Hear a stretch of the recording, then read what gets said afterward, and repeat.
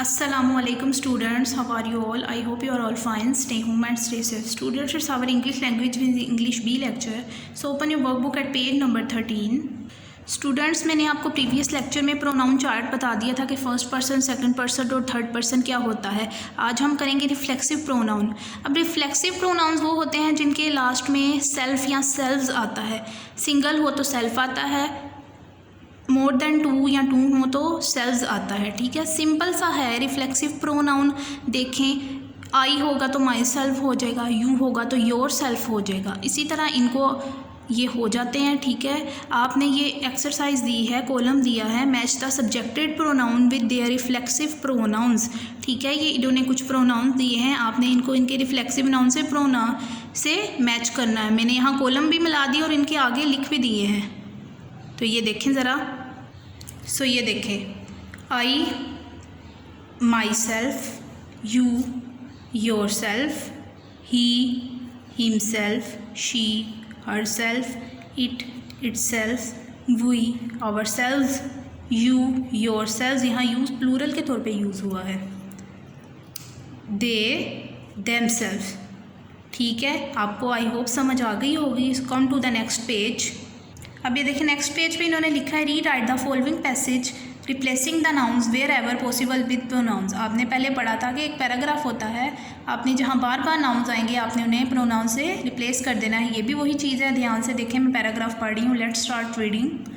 Once upon a time there was a fisherman. The fisherman and his wife lived in a hut near the sea. The fisherman went out to sea every day to catch fish. One day the fisherman caught a very big fish.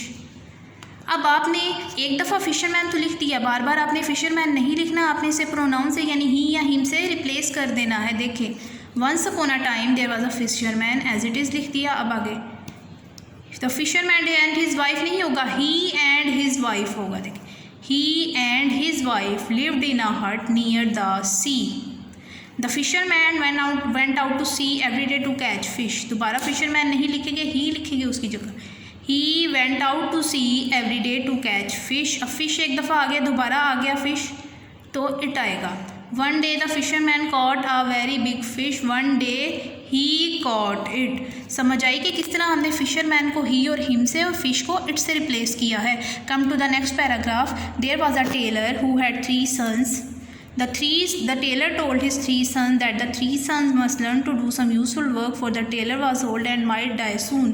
The 3 sons promised that the 3 sons would learn some trade soon.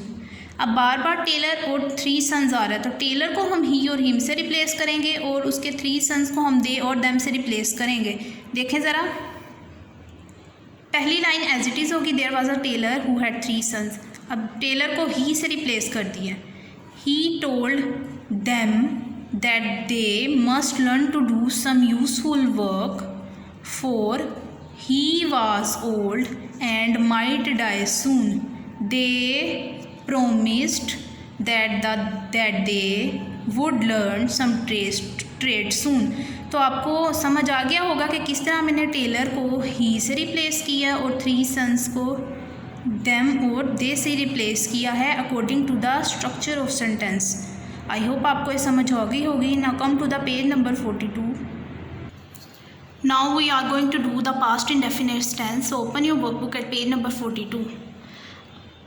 आपने आज इनके negative sentences करने हैं। I will tell you about negative sentences. बेटा, negative sentences are those sentences in which the word not is used. Negative से पता चल रहा है कि मनफी की बात हो रही है, नहीं की बात हो रही है। ऐसे सेंटेंसेस जिसमें नहीं यूज़ होगा, नॉट यूज़ होगा। जैसे आपने पास्ट इंडेफिनिट टेंस के पॉजिटिव सेंटेंसेस में पढ़ा था कि अली स्कूल गया, तो नेगेटिव में हो जाएगा अली स्कूल नहीं गया। समझ आइए आप लोगों को, मैंने खाना नहीं खाया, हमने काम नहीं किया। यानी पास्ट में जो काम हमने नहीं किया हुआ तो उसके लिए उनको हम नेगेटिव सेंटेंसेस कहते हैं। अब देखें, मैंने आपको यहाँ नेगेटिव सेंटेंसेस की स्ट्रक्चर और फॉर्मेशन लिख दी है। इसमें भी सब्जेक्ट आता है पहले, उसके बाद हेल्पिंग वर्ब आता है। नेगेटिव में हेल्पिंग वर्ब आ जाएगा डिड नॉट। बेशक ही हो, शी हो, इट हो, कोई भी नेम हो, दे हो, वी हो या यू हो, तो उसके साथ डिड नॉट ही आएगा। उसके बाद वर्ब की फर्स्ट फॉर्म आएगी, फिर ऑब्जेक्ट आ जाएगा लास्ट में। अब मैं आपको बताऊं कि जो आपने पास्ट इंडेफिनिट टेंस के पॉजिटिव पढ़े थे उनमें आपने वर्ब की सेकंड फॉर्म लिखी थी। मगर उनमें हेल्पिंग वर्ब नहीं था। इसमें हमने हेल्पिंग वर्ब लिख दिया है डिड नॉट, जो नहीं की जगह पे यूज़ होगा, तो उसके बाद हम वर्ब की फर्स्ट फॉर्म लगाएंगे, सेकंड नहीं लगाएंगे। मैंने आपकी आसानी के लिए एक एग्जांपल लिखी है, देखें ज़रा। अली स्कूल नहीं गया, इसका क्या होगा, सब्जेक्ट की जगह पे अली आ जाएगा, Ali. Helping verb did not, मैंने आपको बताया था डिड नॉट आएगा, डिड नॉट। अब वो जाने की इंग्लिश होती है, गए की इंग्लिश होती है वेंट, यानी सेकंड फॉर्म, लेकिन यहाँ उन्होंने कहा है कि वर्ब की फ़र्स्ट फॉर्म यूज़ करनी है, तो हम वेंट की फ़र्स्ट फॉर्म यूज़ कर देंगे, गो आ जाएगा। Ali did not go to object school, Ali did not go to school. समझ आइए आप लोगों को, हमने इनमें हेल्पिंग वर्ब डिड नॉट के बाद वर्ब की फ़र्स्ट फॉर्म यूज़ करनी है। Now come to the exercise. उसने अव्वल इनाम हासिल नहीं किया, अगर ये पॉजिटिव में होता तो होना था ही, अगर ये पॉजिटिव में होता उसने अव्वल इनाम हासिल किया तो हो जाना था ही गोट फर्स्ट प्राइज़। आपने प्रीवियस लेक्चर में पढ़ा था, लेकिन यहाँ नहीं आ गया है, तो हो जाएगा ही did not get first price. हम गोट नहीं लिखेंगे, सेकंड फॉर्म नहीं लिखेंगे, हम इसकी फर्स्ट फॉर्म गेट लिखेंगे, he did not get first prize. Number 2, हमने खाना नहीं खाया, we did not eat food. उन्होंने कलम नहीं ख़रीदा, they did not buy pen. Number 4, मेरा भाई आम नहीं लाया, my brother did not bring mango. उसने मुझे तोहफ़ा नहीं भेजा, he did not send me a gift. Sent नहीं आएगा। Come to the next page.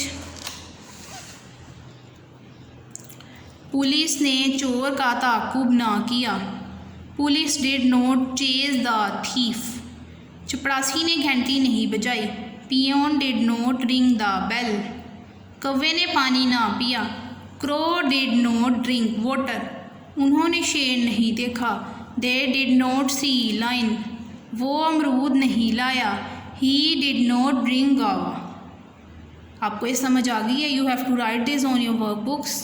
Till then take care of yourself very much. Allah हाफिज़।